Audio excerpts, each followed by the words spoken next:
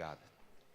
Marcos 2, versículos 13 e 14. Marcos 2, versículos 13 e 14. Obrigado, Senhor, por tantos testemunhos maravilhosos, por nós podermos saber, Pai, que o Senhor é um Deus bom e também um Deus poderoso, que realiza coisas maravilhosas no nosso meio, que se agrada de nós e que se alegra de nos fazer cada dia mais instrumentos preciosos nas Tuas mãos. Que cada filho Teu que aqui está seja fortalecido no seu entendimento, capacitado agora para receber no Espírito a Sua palavra, e que ela venha como uma rema preciosa, que ela venha como um ensino ministrado pelo Teu Espírito Santo, de forma a produzir em cada vida aquilo que o Senhor designou quando enviou esse tema, quando nos concedeu essa palavra em nome de Jesus. Que todos sejam abençoados e ampliados segundo o desígnio do Teu coração, segundo a eficácia do Teu poder, que sujeita neste lugar todas as coisas em nome de Jesus.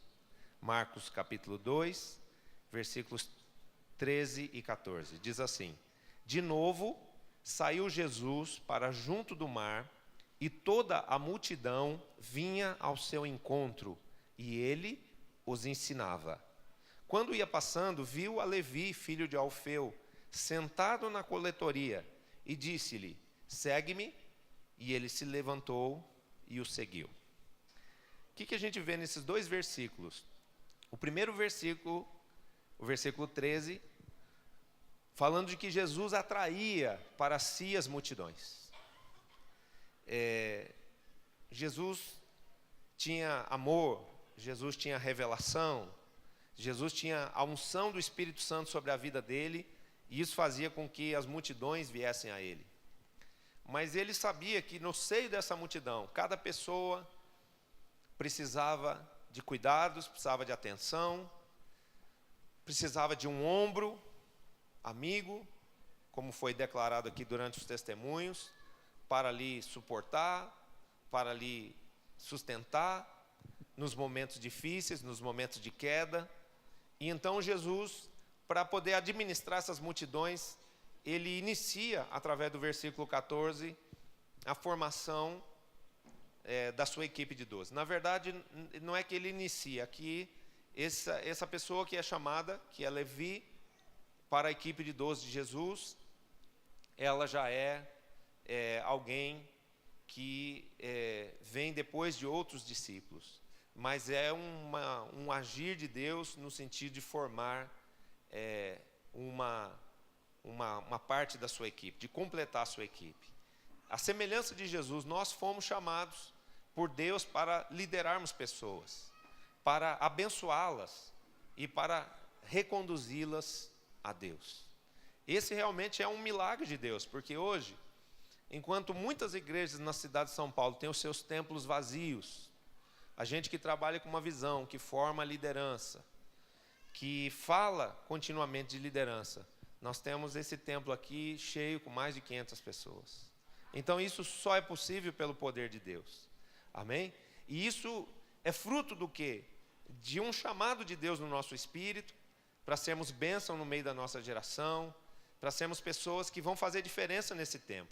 Um homem ou uma mulher de entendimento espiritual aberto pode produzir grande benefício para a sua geração, se entender que ela foi chamada para, pelo poder de Deus, atrair pessoas e transformá-las através do discipulado. Amém? Ou seja, Deus nos deu uma visão que nos permite atrairmos vidas, sermos influência sobre essas vidas e sermos usados para levarmos essas vidas a cumprirem o propósito de Deus.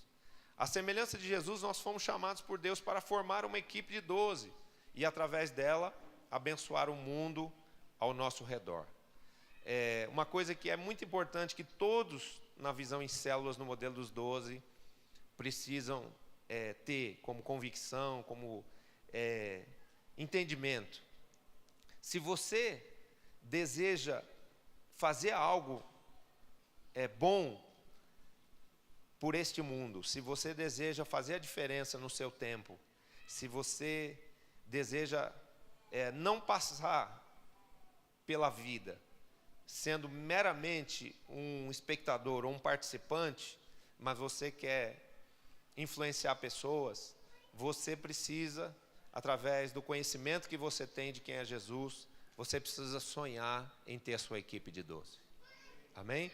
Para nós podermos ser influência na vida de muitas pessoas, nós precisamos de uma equipe. E Jesus, mesmo sendo Jesus, ele entendeu que para ele poder abençoar, para ele poder influenciar de uma forma plena a vida das multidões, ele precisava de uma equipe de 12. Jesus não poderia ter feito tudo sozinho? Poderia, ele era Jesus, mas ele decidiu fazer uso desse modelo de ter uma equipe com 12 pessoas, e ele usou essa equipe de 12 pessoas para transformar a vida de muitas pessoas. Então, hoje o tema que nós temos é 7 princípios para agregarmos pessoas, para agregarmos pessoas ao nosso redor. São 7 aspectos importantes para nós atrairmos pessoas para nós sermos pessoas que vão conseguir não só ganhar vidas, como mantê-las vinculadas a nós. O primeiro princípio os 12 são conquistados em oração. Deixa eu fazer uma pergunta, quem quer ter 12 aí? Quer mesmo? De verdade? Então hoje Deus vai te revelar como você vai conquistar os seus 12. Os 12 são conquistados através de oração. Amém? Jesus orou por toda uma madrugada e tirou os seus 12 do coração do Pai. Ou seja, as pessoas que serão os seus 12, segundo o propósito divino, elas já existem. Elas já estão vivas nesse mundo. Talvez nem todas estejam salvas. Uma minoria pode estar salva, mas uma grande maioria ainda talvez vá se aproximar de você e vá aceitar Jesus através da sua vida. E nós devemos entender que se é pelo caminho da oração que nós vamos conquistar esses 12 do mundo espiritual, eu preciso me determinar a orar a Deus e pedir que o Senhor traga os meus 12 para junto de mim. Amém? Então o que você deve fazer? Ore a Deus e peça que Deus traga os seus 12 para junto de você. Vamos fazer isso agora? Diga, Senhor, eu sei que o Senhor está me ouvindo. É teu plano que eu tenha meus 12. Então eu te peço, Senhor, que o teu poder traga essas vidas para junto de mim e que o Senhor permita que eu fale do Senhor a elas, que eu ganhe essas vidas e que eu possa vinculá-las em amor ao teu reino, em nome de Jesus. Obrigado, Senhor, pela minha equipe de 12, em nome de Jesus. Amém. Dá um aplauso a Jesus.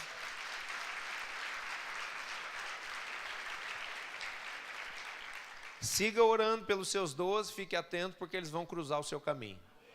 Amém? E não necessariamente eles vão chegar bonitinhos, assim, cheirosos, né? Às vezes eles podem chegar com esse plano de querer te matar. Você já pensou? Pois é, né? Você vê o que Deus faz, né? Então, que Deus te guarde aí desses 12, né? Deus proteja sua vida e que você consiga matar o cão que está na vida deles e eles não consigam te matar de jeito nenhum. Em nome de Jesus. Ponto número 2. Ponto número 2. O que vinculará os 12 a você é o amor. Amém? O amor é um dom divino que nós precisamos e podemos pedir a Deus. Peça a Deus a capacidade de amar as pessoas. Peça a Deus a capacidade de gostar de gente. Amém? Peça a Deus a condição para sair da sua esfera pessoal e de você abrir-se para relacionamento com as pessoas ao seu redor. Amém? A visão é uma visão de relacionamentos.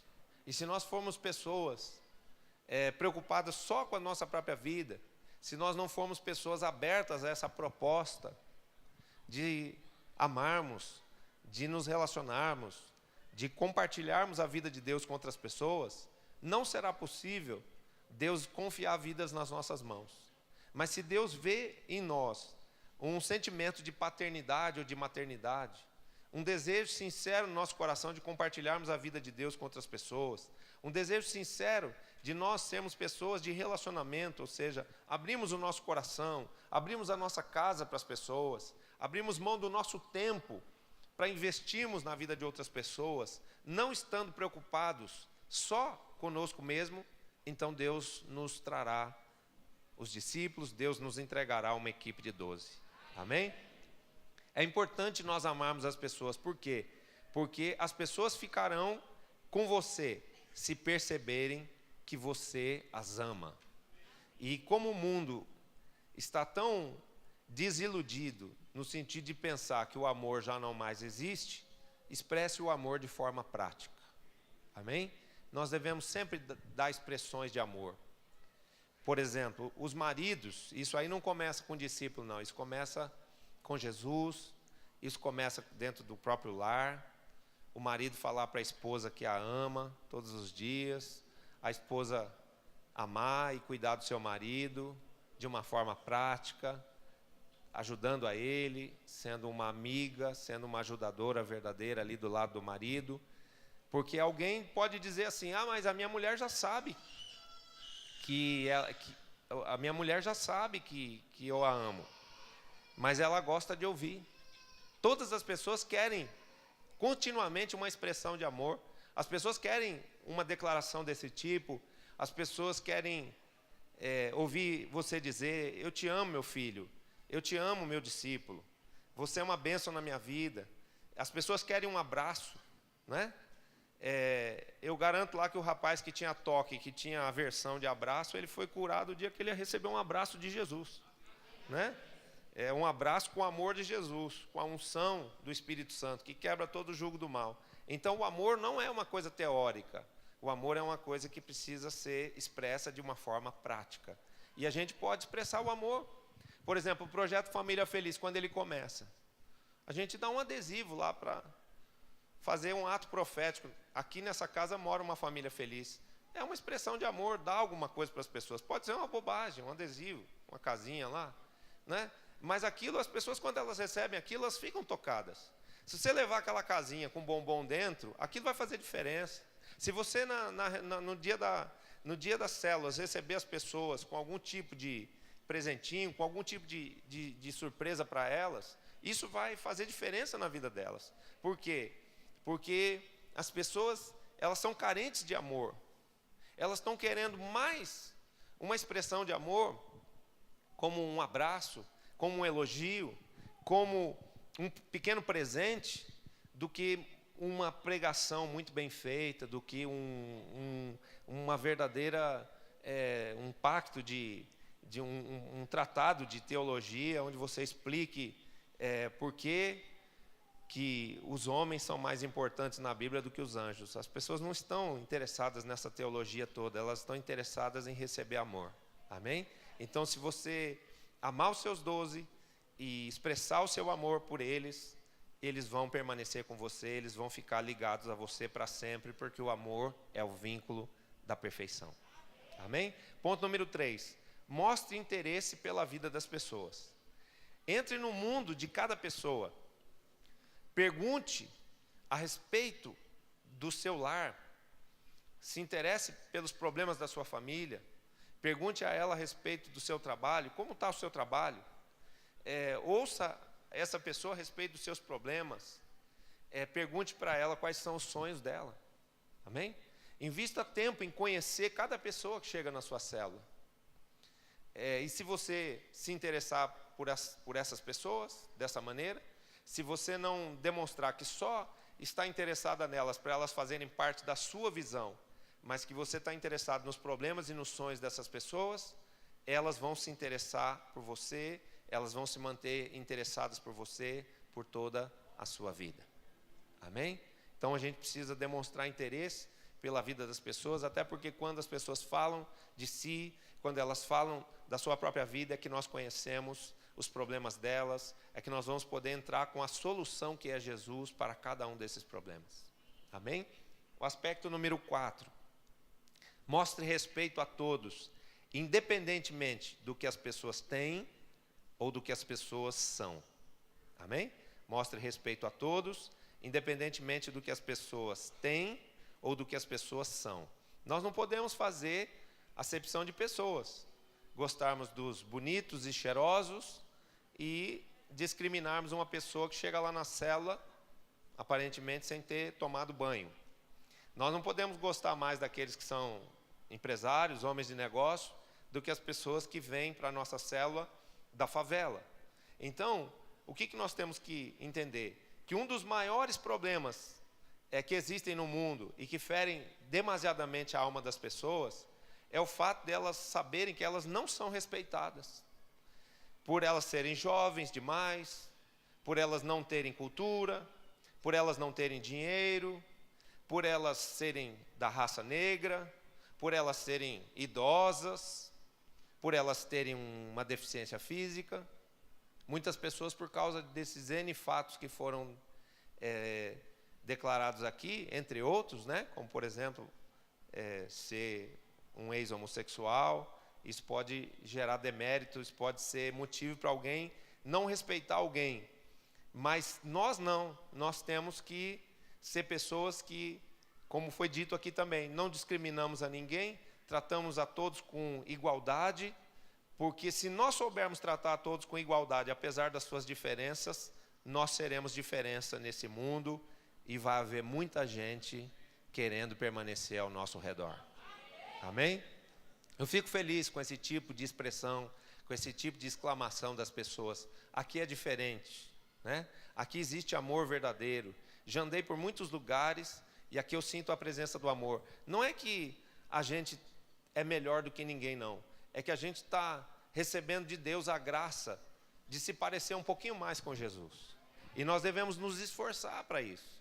E uma das coisas que Jesus nunca fez foi acepção de pessoas. Ele nunca fez diferença entre pobre e rico. Jesus andou no meio de todas as pessoas, todos os tipos de pessoas, em todas as classes sociais. Ele andou lá com os teólogos, com as pessoas importantes, cheias de poder lá do Sinédrio e do Império Romano. Jesus esteve diante dos imperadores, ele esteve diante de Pilatos, ele esteve diante de Herodes, e ele tratou todas as pessoas com igualdade, tanto o poderoso quanto aquele que era escravo, tanto o que era rico quanto o que era pobre, tanto o que era de uma nação quanto o que era de outra nação. Nós devemos tratar todas as pessoas igualmente, apesar de elas serem umas diferentes das outras. Todas as pessoas diante de Deus, elas têm o mesmo valor. E quando as pessoas percebem que nós agimos assim, que nós pensamos e agimos dessa maneira, elas vão se sentir bem ao nosso redor, elas vão permanecer do nosso lado. Amém? Ponto número 5. Ressuscite os sonhos, prometa um futuro melhor a todos. Por que podemos prometer um futuro melhor a todos? Porque é justamente isso que Deus fará. Amém? O que Deus quer é justamente dar uma vida diferente para as pessoas, é dar uma vida melhor para elas do que aquela vida que elas viviam antes de conhecerem a Deus. Então, Deus dará um futuro melhor a todos os que crerem. E o que nós precisamos fazer então? Cabe a nós, líderes, plantarmos sonhos no coração das pessoas, plantarmos fé nos corações desistidos. As pessoas chegam marcadas, elas chegam feridas, elas chegam frustradas, elas chegam não acreditando mais que exista amor, que exista Deus, que exista solução para a vida delas, que exista saída, que exista esperança para o seu futuro. E o que nós vamos fazer? Nós vamos restaurar essa confiança das pessoas em Deus, nós vamos dizer a elas: Deus vai restaurar o seu casamento, Deus vai curar o seu filho, Deus vai sarar o seu corpo, Deus vai restaurar a sua vida financeira, porque à medida em que nós começarmos a prometer e profetizar essas coisas sobre as pessoas, elas crerão.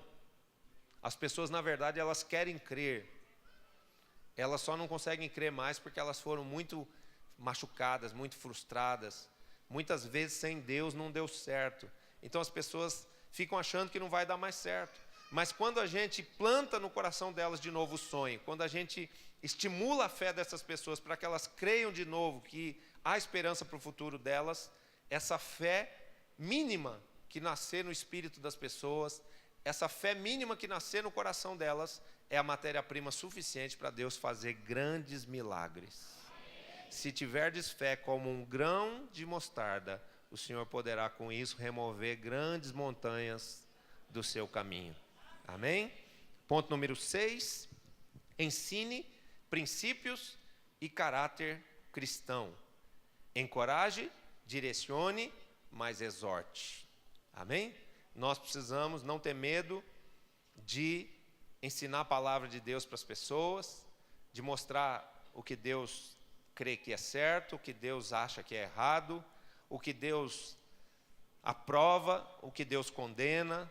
Nós não podemos ficar floreando e querendo dizer que a palavra de Deus concorda com isso e concorda com aquilo, se aquilo que está em discussão é uma coisa que Deus abomina, que Deus discorda. Amém? E nós precisamos então ensinar os princípios, mas transferir caráter para as pessoas. Nós precisamos estimulá-las, encorajá-las, plantar ações no coração das pessoas, aconselhá-las, direcioná-las, mas fazer também a exortação, dizendo: isso aí que você está fazendo está errado. Disso daí o Senhor não se agrada. Nessa hora, quando você agiu assim, você pecou. Eu acho que os meus discípulos, eles ficam meio assustados assim, porque eu sou sempre carinhoso com eles, mas tem a hora que eu dou uma cortada seca assim, falando: não, isso aí não tem nada a ver. Me desculpa, mas você viajou, você saiu fora do propósito, você não agradou a Deus e nem a mim. E eles ficam meio assim, mas eu entendo que isso é uma forma de amar. Porque tem gente que fica muito te adulando, muito te falando só coisa que você gosta de ouvir, e não tem coragem de falar a verdade para você. E eu acredito numa coisa que está escrita na Bíblia. Eu acredito numa coisa que está escrita na palavra de Deus, que é: conhecereis a verdade, e a verdade vos libertará. É só a verdade que liberta as pessoas. Então não adianta eu falar para as pessoas o que elas querem ouvir, o que elas gostam de ouvir. Eu tenho que falar para elas a verdade. E quando eu falo a verdade, as pessoas são livres do engano, do descaminho, do erro. Tem líderes que deixam seus discípulos doentes, enfermos, numa rota lá de desvio, numa acomodação total, porque não tem coragem de dizer a verdade para as pessoas. Não pode ser assim. Nós precisamos encorajar, direcionar, mas nós precisamos também exortar. E só há uma maneira das pessoas encontrarem a Deus e encontrarem o favor de Deus, que é aprender a andarem segundo a palavra do Eterno. Amém? Só há uma forma de restaurarmos uma geração. Nós somos restauradores de uma geração. Eu estou diante de um exército de restauradores de uma geração. Deus confiou a transformação dessa geração a você. Tem alguém aqui que pode dizer amém? Aleluia, pode dar um aplauso a Jesus. Então, qual é a forma de nós sermos esses restauradores de uma geração? É ensinar as pessoas a viverem pelos princípios da palavra de Deus. Tem que viver por princípio, querido. Nem que a gente tenha que ser meio repetitivo, né? Às vezes eu fico assim, pensando: meu Deus, eu estou sendo repetitivo. Mas a palavra de Deus diz para a gente ser repetitivo. A palavra de Deus diz para a gente inculcar na mente dos nossos filhos os princípios e os preceitos da palavra de Deus. Então a gente precisa falar, a gente precisa falar, a gente precisa falar, a gente precisa ensinar, a gente precisa ensinar, a gente precisa ensinar, a gente precisa cobrar a prática daquilo, até que aquela pessoa esteja firme, consolidada naquela prática, naquela atitude de fé genuína, alicerçada na palavra, que isso vai consolidar a fé daquela pessoa e ela nunca mais vai se desviar daquele caminho e nem tampouco daquela bênção, porque viver por princípios é viver recebendo bênçãos de Deus. Se vivermos a essência da palavra, o caráter divino se manifestará em nós automaticamente, substituindo o quê? A moral corrompida pelo mundo. Amém? O mundo corrompe a nossa alma, o mundo corrompe o nosso estilo de vida, o mundo semeia uma porção de conceitos, de ideias que são contrárias, totalmente opostas à vontade de Deus. Mas qual é o nosso trabalho? Ensinando as pessoas a palavra de Deus, ensinando os princípios e os caminhos de Deus, nós vamos fazer com que se manifeste na vida das pessoas o caráter divino. Cada um dos seus discípulos será muito parecido, não com você, mas com Jesus Cristo. Quem recebe? Dá um aplauso, por favor, a Jesus. Última coisa. Tópico número 7. Está gravando essa palavra aí? É bom a gente ter esse CD aí, para depois o pessoal poder escutar novamente. Aspecto número 7. Sirva ao invés de mandar. Tem gente que pensa que ser líder é ficar mandando. Faça isso, faça aquilo, vá ali, vá lá. Não, a gente, lógico, tem que direcionar as pessoas, distribuir tarefas, funções, mas Jesus nos ensinou que a forma de recebermos a autoridade divina e reconhecimento por parte das pessoas é servindo. Amém? Quem quiser ser o maior entre vós, seja este o que sirva. Amém? Então a gente precisa nutrir o caráter de servo. Nós temos que aprender a nos alegrar com as tarefas menores, com as coisas pequenas. Não é? Não é só pegar o púlpito, não é só ser o grande líder que está aqui com o microfone na mão, não. É ter a essência de servo, ter a prática na vida do servir, do estar preocupado em atender as necessidades de cada pessoa, sejam elas quais forem. Queridos, eu vou contar uma coisa para vocês, só para exemplificar um exercício desse tipo de coisa. Na caravana de Israel do ano passado, um menino lá começou a passar mal, porque as crianças comem aquela comida diferente de Israel lá, que você já comeu e já passou mal. E elas estão num ambiente diferente, tem uma temperatura diferente, uma pressão atmosférica diferente, bactérias que as pessoas nunca conviveram, e uma comida totalmente diferente. As crianças tomam aquele café lá, depois quando entra naquele ônibus, que vai no deserto de Engedi lá, e vai assim, ó, parece uma cadeira de balanço, uns dormem, né? Roncam, babam na cadeira do ônibus, e outros ficam tentando ficar acordados. E as crianças, o que elas fazem? Elas vomitam dentro do ônibus. E teve uma criança que estava lá no último banco do nosso ônibus lá, que não vomitou, ela lavou o ônibus inteiro. Ela lavou, ela fez um jato assim,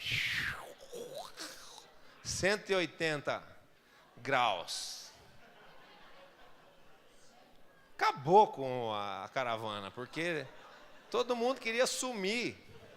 Todo mundo queria ir embora daquele ônibus, porque o pessoal queria voltar para Jerusalém naquela manhã. Aí nós paramos num lugar lá que, meu Deus do céu, parecia a praga do Egito, de tanta mosca que tinha, um calor insuportável, uma nuvem de mosca que entrou dentro do ônibus, o povo saiu para fugir do vômito. Eu vi aqueles pais tão constrangidos e tão desesperados, que eu, sendo o líder da caravana, o apóstolo presente naquele ônibus, falei assim, eu não posso fazer outra coisa senão ir lá e limpar esse vômito. Eu fui lá, e todo mundo ficou assim. Eu falei assim, se Jesus estivesse aqui, era exatamente isso que ele ia fazer. Por quê? Para você ser de fato um grande líder, você não pode recusar as tarefas menores. Vá e goste, vá e se exercite em fazer as coisas que ninguém gosta de fazer. Aquele trabalho que todo mundo rejeitar, esse daí é o que Jesus reservou para você. Se for preciso, lave o banheiro, limpe o vômito. Fui lá, lavei tudo, limpei, peguei papel, fui, voltei, lavei, passei detergente, tudo. Estou falando isso aqui para autopromoção, não. Só estou falando de como a gente precisa se exercitar naquelas coisas. Porque eu podia ser o primeiro, falar, cada um que se vire lá, está cheio de gente aí, a própria família que se vire. Está cheio de discípulos nesse ônibus, está cheio de mulher que está acostumada a limpar vômito de filho. Não é verdade? Eu não podia pensar assim, mas eu refleti como Jesus. E a gente tem que refletir sempre como Jesus. Porque eu só acredito num verdadeiro príncipe se esse príncipe tiver coração de servo. Se ele não tiver atitude do servir, ele não é príncipe coisa nenhuma. Porque não existe na vida dele nobreza. E uma das coisas que a gente precisa ter no mundo espiritual é isso. Então, quando nós ajudamos, quando nós socorremos as pessoas, principalmente em momentos difíceis, nós conquistamos a admiração e a gratidão das pessoas, porque as suas vidas são marcadas nesses momentos. Amém? Se você ajudar uma pessoa no momento de maior dificuldade dela, ela vai ser grata a você o resto da vida. Ela vai te ajudar também num outro momento que você precise dela. Quando você lançar um propósito na sua geração, pode ter certeza que aquela pessoa ali vai se comprometer e falar, não, pastor, está aqui, ó. Ó, pastora, eu estou com você nesse projeto aí. Por quê? Porque no momento em que aquela pessoa precisou de ajuda, você foi com ela. Amém? Todo líder que deseja estar cercado por discípulos, e não por um séquito, precisa renunciar ao principado e precisa decidir abraçar o serviço. Amém? Os verdadeiros príncipes têm corações de servos. Esse é o exemplo do príncipe dos príncipes, do rei dos reis, chamado Jesus Cristo, o Filho de Deus. Se você tem prazer em servi-lo, dê um grande aplauso a ele. Uhul!